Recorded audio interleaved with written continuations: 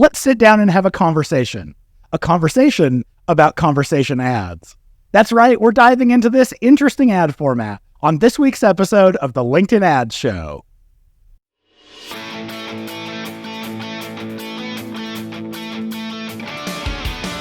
Welcome to the LinkedIn Ads Show. Here's your host, AJ Wilcox. Hey there, LinkedIn Ads fanatics. As he said, I'm AJ Wilcox. I'm the host of the weekly podcast, the LinkedIn Ads Show. I'm thrilled to welcome you to the show for advanced B2B marketers who want to evolve their craft and master LinkedIn ads. So there's this ad format called conversation ads, and I realized we've never had a full podcast episode about them, which is actually funny because I use them really often. I'm going to share the ins and outs of them, when to use them, and also what makes them perform. The LinkedIn Ads Show is proudly brought to you by B2Link.com, the LinkedIn ads experts. B2Linked is the ad agency 100% dedicated to LinkedIn ads, and we have been since 2014. You know, back before it was cool. We build a custom strategy for every account we work with. Plus, you get to work directly with me and my local team. You won't get a cookie-cutter approach or any standard account templates with us. Plus, with the strategies that we've developed and our mastery of the platform, we save our clients way more than we charge. So it's kind of like you're getting the best in the biz for free. If saving money and increasing your ROI sounds interesting and you want to explore partnering with us, schedule your free discovery call at b2linked.com/discovery. All right, first off in the news, there's a new metric coming to Campaign Manager, and I just heard about it today. I'm really excited. It's called audience penetration. Now, what this is it's a measure of how many people from our total target audience that we've reached with at least one impression. And I think the way it's calculated is your unique reach divided by the total audience size that you're going after. So we have reach and we have our audience size. Why is this interesting? Well, there's no report that we can generate from LinkedIn to tell us our audience sizes. So if you wanted to calculate this, you would have to go one by one through each campaign to extract it to do the math. Also, the reach number is really suspect because like we've talked about before, it's averaged together in buckets to try to preserve anonymity in some way. I still don't know how this works, but what it means is I can't ever trust our frequency numbers or our reach numbers to be precise. But what's really cool about this number is it seems to react however you change your time range inside of Campaign Manager, the number changes. And so I actually have a lot of faith that this is a way that we're going to be able to calculate and not worry about the issues that have plagued our reach and our frequency numbers. So watch for this coming to your account in coming weeks. I'm guessing it's either going to be under columns delivery or columns engagement, maybe both, because I could see it really affecting both. But when you export an ads or a campaigns report, it will be the last column and it'll be called audience penetration and it's a percentage. Once we get this, I'm really interested in running some bidding tests to see if you bid higher over a period of time, you can see how much more penetration you got by ranking higher, scoring higher in the auction. I think it'll be really interesting to see how that auction lever moves to show you if you're willing to bid higher, how much more of your audience can you reach? I think it's also going to give us a clue if we bid higher and we can see how high that goes, but it won't go any higher. That can give us a clue of what percentage of that audience is inactive, which is also really good information to know. All right, do you have a question, a review for the show that I can play live, or feedback? Please message me on LinkedIn. My DMs are free and open. You can also email us at podcast@b2linked.com. You can attach a link to a voice recording and I'll play you right here live on the show. Or you can send me a boring text answer or whatever, and I can respond to you there and read it here on the show. Of course, I'm happy to keep you anonymous, so just let me know if you'd like that, or I can share your details as well and give you a shout out. As always, I want to feature you, LinkedIn ads fanatics. All right, without further ado, let's hit it. We're talking about conversation ads. First of all, what are conversation ads? How are they different from other ad formats? Well, most of the ad formats that LinkedIn has show up right in your newsfeed. And those are what we call sponsored content. And there are lots of those: single image, video, document, etc. Conversation ads are one of the ad formats under sponsored messaging. And where they're different, they're not in the newsfeed. they actually only come to you when you are in your messaging box on LinkedIn. I think it's cute. They call it the in box because LinkedIn's in. Anyway, because they show up as a message, it feels really personal. They actually come from an individual. You get to choose who the individual in your company is that the message is being sent from. So it feels very personal. It feels very much like an invite, very VIP, as opposed to all the other ad formats where you can say, I only want to pay when someone clicks and takes action. These are 100% pay per send. So you send it to someone with no guarantee that they will see that they got it or open it or end up clicking on what you want them to click on. And so costs on these, especially to cold audiences, can be really high.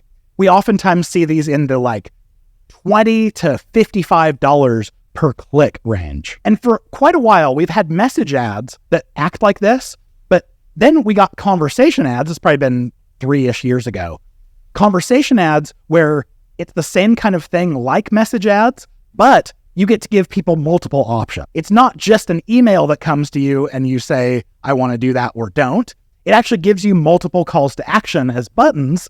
And when you click them, you can show them something based off of what they clicked on. So they're really good for things that would work well as a personal invitation. If it's because of who you are in the industry, we want to give you early access or a sneak peek at something, that's where these sponsored messaging ad formats work really well. This also works really well if you want to give people multiple options. Back with just message ads, we could only ever give them one option. And if they're not interested in that one option, let's say it's a get a demo. If they're not interested in a demo right now, they just leave the message. There's nothing else they can do. But with conversation ads, you can say, click here if you want a demo, click on this one if you want to see more, click over here if you want to join a webinar and learn more, etc. Because the performance and cost of these are 100% related to whether people open and click, these work a lot better for retargeting than they do for cold audiences. If you end up sending these to cold audiences, they don't know who you are, they don't know, like, and trust you, and so when they get your message, they might click open just to see because they're curious, or they just want to mark it as read so it doesn't take up space in their inbox, but they're probably not going to take the next step. But if this is a retargeting audience, you already have some sort of a relationship built, it feels very personal, and they can perform very, very well. Also, the auction for sponsored content is extremely competitive. We've seen that you might have to bid $1, $2, $3 higher to see really big changes happen. But with sponsored messaging, the auction is not very competitive. And so we find that even raising your bid a few cents per send can make a big difference in reaching more people. It's even totally possible to spend your whole budget without having to bid more than the minimum. It's pretty cool. I think we need to ask as ads managers, why isn't the auction very competitive? Why are more marketers not using these? I think a big part of that comes down to the fact that they are very expensive if you're looking at just a cost per someone taking action. So they're kind of limited in use to really special kinds of invites or something for like a tight retargeting audience. But also they're really cumbersome to build. If you imagine some sort of a sponsored content ad, you can type, you can hop into a design program and put together words and an image and be ready to actually have an ad launch very quickly.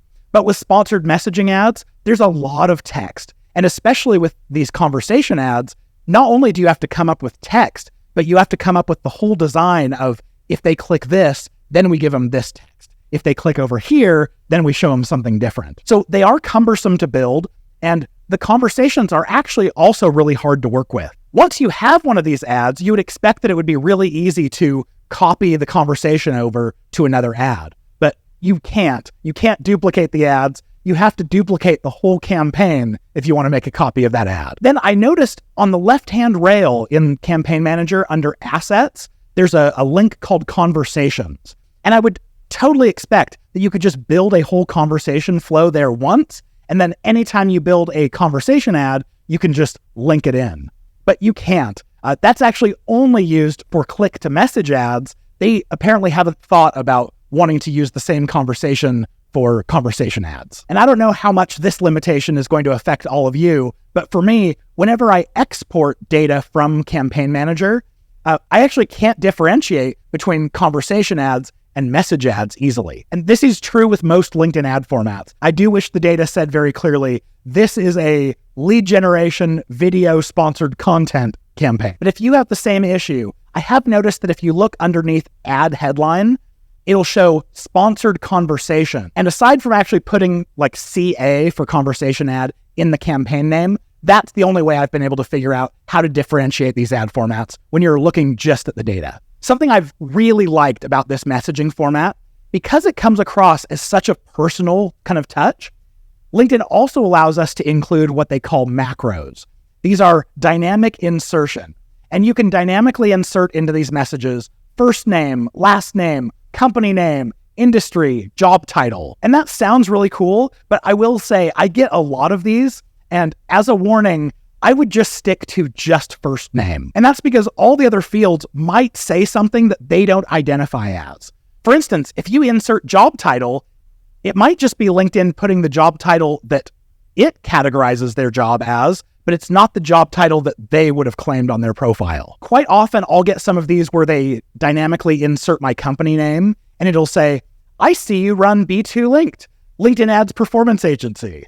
And I can tell immediately that it's not an actual person, that was just dynamically inserted. But I found if I just say, hey, first name, that's a great way to start it off to feel personal, and it doesn't end up inserting anything that they're going to say, whoa, that's not my job title, or that's not my industry. There is an additional limitation. Right now, you can't use any of the sponsored messaging ad formats inside of the EU or in the European Union, all because of GDPR. Right when that rolled out, we had a client who was just killing it with message ads in the EU. And when that shut off, it was a sad day for all of us.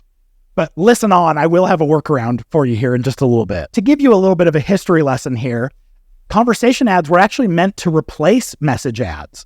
And message ads actually got sunsetted earlier this year in 2024. They took them away from us. And then after getting some pressure from advertisers who really liked them, they brought them back.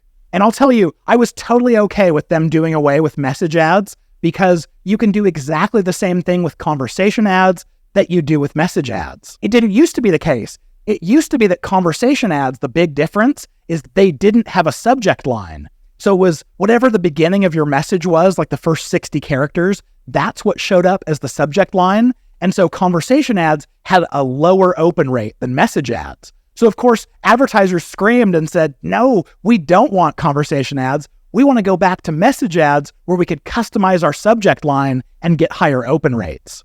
So then LinkedIn gave conversation ads the subject line, and ever since then, I've never looked back. I use conversation ads every time that I would want to use a message ad. To have them look indistinguishable from each other, all you have to do is just only put one call to action in a conversation ad, and then it's just a message ad. Plus, here's the kicker. The biggest benefit that you get by running conversation ads rather than message ads is now you can create retargeting audiences from those who either open or click on one of your calls to action, which you can't do with message ads. If you're running message ads, you can't retarget any of that traffic. But conversation ads, yeah, they can feed your middle of funnel or bottom of funnel, whatever retargeting audience you want to create. LinkedIn product team, I have a feature request for you. We want to exclude the people that we've sent many of these to and they've never taken action, because we don't want to keep spending money sending them to people who are never going to be interested. All right, let's talk about the specs and what actually goes into a conversation ad, because if you're excited now and you want to go run them, you're probably going to want to know what goes into it, what you should prepare. So first off, our subject line, we have 60 characters that includes spaces, punctuation, all of that. You also get a free banner ad with these. It's optional, but if you don't include one, they're going to show someone else who might be a competitor. So you might as well include one of these. When they get clicked, it's free traffic. The only trick is it only shows up on desktop. So that's like, 20% of your traffic might end up seeing this banner. But like I said, it's free, it's optional. You might as well take advantage of it. Then you get your intro message. So this is the first message that you send them, and it can be huge. You can go up to 8,000 characters, but I won't recommend going that far. I would recommend keeping at least the first message quite short. I've found in many instances that short outperforms long here. You can also include up to 10 emojis in the intro message before your ad gets disapproved. It will give you options like being able to do what LinkedIn calls rich text. Things like adding bullets, italics, linking out. But I will say the simpler it looks, the more believable it's going to be that it came from a person and not a marketing department. Like I said, you can insert macros. You can see a little drop down of the different macro fields. I would just do first name, but you can use any of the fields that you want. You can also add up to 5 call to action buttons in every step of the message. Those call to action buttons, they can be up to 25 characters and they're totally customizable. You can write whatever you want. You are limited to 50 buttons in a single conversation. So if on every screen you give people 5 calls to actions, that's a lot to build, but also you're probably going to run out of calls to action. It's also important to note, if you run these as a lead generation objective, you're hoping to have lead gen forms make it really easy for people to convert, but you can only associate 1 lead gen form per conversation. So if you're giving people lots of different calls to action, it's important to pick and choose. You can only grab your favorite lead gen form, and then the rest have to be links that you send to your website or just show more information. The way that you create these, when you create your campaign, you have to choose one of the objectives that it accepts. So that would be like probably lead gen or website visit would be my favorite. Lead gen if you're going to use a lead gen form, website visit if you're going to send people to your website. I probably wouldn't do any other objective other than. Then when you get down to the ad types, you'll see conversation ad as one of your options. To make it a little easier, LinkedIn does give you templates that you can start with. So if you create one of the ads from a template, cool. Now you can just kind of edit and customize, and it saves you a lot of time having to wrap your head around like, oh, what do I do to create another screen and show a result based off of that? As you're creating and editing the ad, there is also a flowchart option. And that's a really nice, easy way of seeing your whole conversation visualized, just in case they get really complex. So here's a limitation. When you go to actually build these, you're going to want to preview them. You want to see what the ad looks like. It's actually really hard. You'll go in to look at the ad, but there's nothing for LinkedIn to show you because it's a whole conglomerated conversation with multiple pages. So instead, what you can do is on the ads edit menu, over to the right, you click on the 3 dots, and one of those options is to send you a test message. I actually really like this functionality because no matter what I'm doing with a conversation ad or message ad, I can click that and immediately I go check my LinkedIn inbox and I can see a copy of the message. And if I inserted a field like first name, it's using my first name and I can point out any problems very quickly. All right, when you start running these, you're going to want to know what kind of performance you can expect. Like we mentioned, you do pay on a cost per send basis, and the floor price of what you can pay, it is dynamic. It moves based off of how much competition there is for that audience. I've found that usually my range is in the range of like 40 cents to 80 cents per person I send it to, but some I've been able to bid all the way down to like 25 cents or 20 cents. So it just depends on how competitive LinkedIn thinks that audience is. As you send these, you'll see your open rate. And the open rate basically says, how interesting is my subject line that people want to open it? The benchmark average is about 55%. So if you're doing better than 55%, you have a good, compelling message. Once someone opens it, then you obviously want them to click on one of your calls to action. And your click-through rate, which LinkedIn will call your click-to-open rate, it depends on how you're using it, but it's usually going to be somewhere between about 3 to 10%. So if you're doing better than that, great. If you're doing about the same or maybe even less, okay, there is work to do. One really awesome redeeming factor about conversation ads, though, is that they tend to have really high conversion rates, much higher than sponsored content or text ads or anything else in the stable. I will mention that there is a delay in when you actually want to report on these because you'll send them to people, and I've found a delay on average about 3 days. So you send it to someone, about 3 days later, you'll start to see a lot of opens, and then about 3 days after that, you'll start to see the clicks rolling in. And because there is this delay, every time you send the ads out, then it means that when you stop them, if you pause, like, let's say you pause 2 weeks in, when you keep watching your stats, they're going to keep getting better as more of the people that you've already paid for are now opening and clicking. So I do like reporting on these after the fact. After they bake out is what I call it. The performance just keeps looking better and better. There is a cool report that you can run for these. If you go to Export in Campaign Manager, and then you choose the option of Conversation Ad CTA Performance, you can end up getting an ad report where it will actually break down the performance of each of your calls to action. So if you have 4 things you're asking people to do, you can actually see which one people are clicking on more. If you're going to stay inside of Campaign Manager to report on these, you want to choose columns sponsored messaging. That's really the only place that you're going to see the metrics that you really want, which are going to be sends, opens, and clicks. Now, since you pay by the send and not by the click, you do want to watch these really closely because they can get incredibly expensive to the, let's say, cost per click if you're not keeping a close eye on them. Now, you know the option is available on LinkedIn ads inside the ads edit for rotate ads evenly or optimize for performance. This is the one ad format where I recommend rotate evenly because you actually will get an even A/B test out of these. If you have 2 ads in there, LinkedIn will send one to one ad and then the next one to the other, and you have a near 50-50 split. Really good for A/B testing. When you decide who it is that you want to be your sender, you have to send them an invitation. It's kind of like thought leader ads, and they have to accept it. You do have to be a first-degree connection to someone to send, which I think is kind of dumb, but okay. When they accept the permissions to have them show up as a sender, they are actually given limited access to your ads account so that they can see just the campaigns that are using their personality.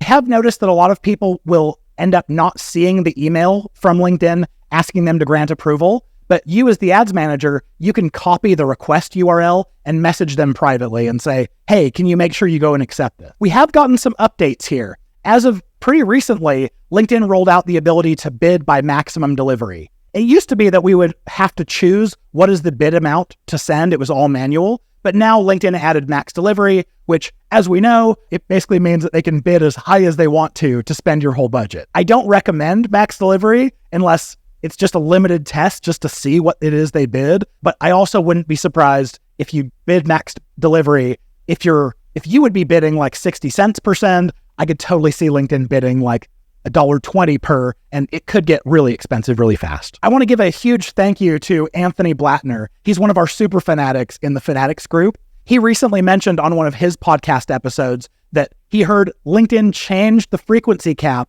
on conversation ads. It used to be every 30 days someone could receive one of these. Then it got lowered down fairly recently to every 21 days. Now it's different. It's a dynamic range of anywhere between 7 to 18 days. If you're really active in your messaging box, you can probably receive one of these every week. But if you're not super active, you might be more on the once every 18 days kind of track. LinkedIn also recently released a new not interested button that gets automatically applied to all of your conversations. It's your opening conversation. And we talked about this on a previous episode. I'm not sure if this is a good thing or a bad thing for advertisers, so we'll have to see once it's fully rolled out. I mentioned before, we do have the ability to retarget people who've opened or clicked on one of our calls to action. So I think this is really cool. It's also really important to know that the only people who will ever receive one of these, meaning that you'll have to pay for, it's because they are logged into LinkedIn looking at their messages. So LinkedIn's not going to charge you to send it to someone who hasn't logged in 6 years. So I mentioned before that there was a workaround to being able to run these in the European Union, and this is called click-to-message ads. I didn't think I was going to like them, but I actually really like these. I just started testing them recently. The way it works is it starts out like a single image ad in the newsfeed. So there's no frequency cap, basically. You could show one of these like every 24 hours or maybe even a little bit more often. And when someone interacts with the single image ad, it then takes them to their messaging box where they have a conversation ad from you. So these are kind of cumbersome to build because you have to build a single image ad and a conversation ad all at once. But I do like the way that they get charged because you get the functionality of a conversation ad with that sole focus of having their full attention at the price of a newsfeed click. So rather than paying like $25 to $50 per click to cold audiences, you can end up paying, $7, $8, whatever you end up paying for your top of funnel sponsored content ads. After running a lot of conversation ads, I've got some learnings and I want to share with you what I've learned from this. First of all, I kind of mentioned this before, but try to keep your messages shorter. You want it to feel a little bit more like a text, like a friend texting you, rather than a marketing department trying to dump everything on you. Also, don't give too many options. I've found that 2 to 3 options is plenty. If you give people more than that, then they end up going, oh, I don't know, there's so many options, and it's just easier for them to scroll on to another message than click one of your options. Also, as you're selecting who the sender is going to be, make it someone believable. Don't make it like the CEO of your big company, because no one's going to believe that the CEO cared enough about them to send them a message. You also don't want to send to someone with like a sales title, because then they'll feel like, oh, this is just a sales outreach. Warm audiences definitely work better here. You're going to pay the same whether someone is warm or cold, but when they're warm, they're going to open at a higher rate and click at a higher rate, and that's going to bring your overall cost per click and cost per conversion way down. We've recently had a whole bunch of successes with conversation ads, and so I'll share some of the things that made these a success. One was we were sending these out to people who are going to be at an event as an invite to meet up or invite them to dinner, and that worked really well. It comes across as like a personal invite, and that's exactly what you'd want if you were going to say, hey, come join me for dinner, or come join one of our a group hosted dinner. We've also run quite a few of these as like a demo request in exchange for a gift card. So you look qualified, you have the issue that we solve, and if you're willing to hop on for a demo, we'll also give you a free gift card. I'm not a huge fan of this call to action, but it does work sometimes, so it's certainly worth trying. We're also having a lot of success with these in higher ed, so specifically for like recruiting people for MBA programs. If you're not already a member of the LinkedIn Ads Fanatics community, what are you waiting for? For a very low monthly cost, you get access to all 4 of our courses that take you from absolute LinkedIn Ads beginner to LinkedIn Ads hero. Plus, you get to rub shoulders with many of the top minds in LinkedIn ads. There's also an upgrade that gets you on weekly group calls with me, so if that sounds interesting, definitely check it out. Go to fanatics.b2linked.com. Or if you can't spell fanatics, reach out to me on LinkedIn and I'm super happy to give you the link. If this is your first time listening, welcome. We're excited to have you here. Make sure to hit that subscribe button so you can hear us in your ears next week as well. But if you're a loyal listener, the very biggest compliment you could pay us is to go over to Apple Podcasts and leave us a review. And as a reminder, if you do, I'll shout you out live here on the show. With any questions, suggestions, or if I need it, corrections, reach out to us at podcast@b2linked.com, or you can reach out to me privately on LinkedIn. With all that being said, we'll see you back here next week, and I'm always cheering you on in your LinkedIn ads initiatives.